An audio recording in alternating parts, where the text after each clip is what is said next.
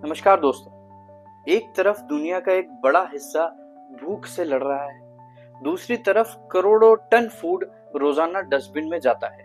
ये आयरनी नहीं, ट्रेजेडी है। आज के एपिसोड में हम देखेंगे कितना फूड वेस्ट होता है ग्लोबली और इंडिया में, उसका असली इकोनॉमिक, एनवायरमेंटल और मॉरल कॉस्ट क्या है, और क्या ये प्रॉब्लम सॉल्व हो सकती है। ये एक इमोशनल और लॉजिकल जर्नी है जहां आप समझेंगे कि कैसे हमारे खाने की आदतें किसी और की जिंदगी को प्रभावित करती हैं। हर साल दुनिया में जितना फूड बनाया जाता है उसका 1/3 हिस्सा वेस्ट हो जाता है, और ये सिर्फ कंज्यूमर लेवल पे नहीं बल्कि प्रोडक्शन, ट्रांसपोर्ट और स्टोरेज लेवल के हर लेवल पे होता है। FAO की 2021 की एक रिपोर्ट कहती है 1.3 बिलियन टन फूड वेस्ट हुआ। इससे दुनिया के 2 बिलियन लोगों को खाना खिलाया जा सकता था। फ्रूट्स, वेजिटेबल्स और डेयरी सबसे ज्यादा वेस्ट होने वाले आइटम्स हैं क्योंकि ये जल्दी खराब हो जाते हैं, पेरिशेबल हैं।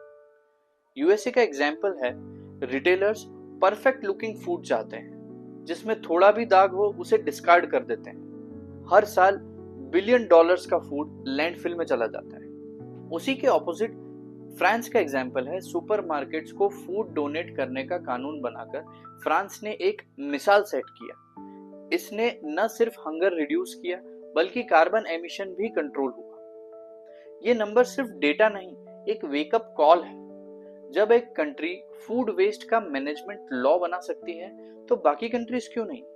आइए समझते हैं इंडिया का क्या सिनेरियो है। इंडिया में पॉपुलेशन ज्यादा है, फूड प्रोडक्शन भी ज्यादा है, लेकिन फिर भी लार्ज स्केल फूड वेस्ट होता है, खासकर इवेंट्स, मंडीज और ट्रांसपोर्ट चेन में।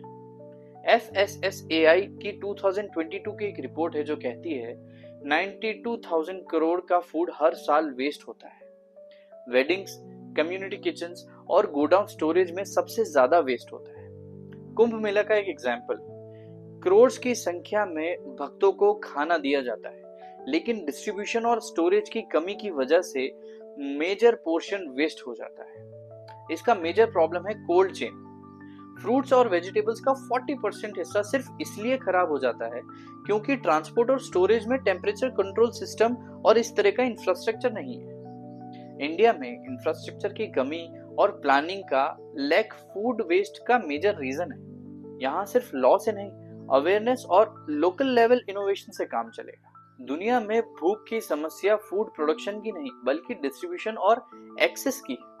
एक जगह फूड वेस्ट हो रहा है और दूसरी जगह लोग मर रहे हैं। UN world food programme 2023 828 million लोग भूख के शिकार हैं। मॉल न्यूट्रिशन से रोज कई बच्चे मर जाते हैं, खासकर वॉर टोर्न और पुअर कंट्रीज में। यमन का केस है जो हमने पहले भी काफी एपिसोड में डिस्कस किया है। यमन में फूड की कमी वॉर और इकोनॉमिक क्राइसिस की वजह बनी।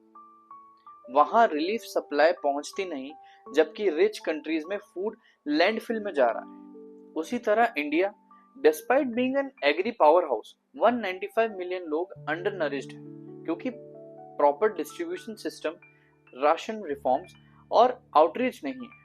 ये कॉन्ट्रास्ट दिखाता है कि फूड सिक्योरिटी का मतलब सिर्फ प्रोडक्शन नहीं बल्कि पॉलिसी, स्टोरेज, सप्लाई चेन और गवर्नमेंट का स्ट्रांग होना भी बहुत जरूरी है। फूड वेस्ट सिर्फ मॉरल या सोशल इशू नहीं है, ये इन्वायरमेंट और इकोनॉमिक पे भी डायरेक्ट इम्पैक्ट करता है। जैसे वेस्टेड रिसोर्सेज, फूड वेस्ट का मतलब है कि उसे बनाने में, उसे उगाने में जो भी पानी लगा, डीजल लगा, लेबर लगी, एग्री इनपुट्स लगे, वो सब वेस्ट हो गए। मीथेन रिलीज, जब फूड लैंडफिल में सड़ता है तब मीथेन गैस रिलीज होती है जो क्लाइमेट चेंज का पावरफुल एजेंट है। अगर फूड वेस्ट एक देश होता तो चाइना और यूएस के बाद ये 3rd largest green house gas emitter होता। 70 लाख करोड़ का लॉस होता है हर साल ड्यू टू फूड वेस्ट। इसका मतलब है कि गवर्नमेंट्स, फार्मर्स और कंज्यूमर सब लूज कर रहे हैं। जब फूड वेस्ट एनवायरमेंट और इकोनॉमी दोनों को नुकसान पहुंचा रहा है तब हर स्टेक होल्डर का एक्शन लेना बहुत जरूरी है, from farmers to fridge owners.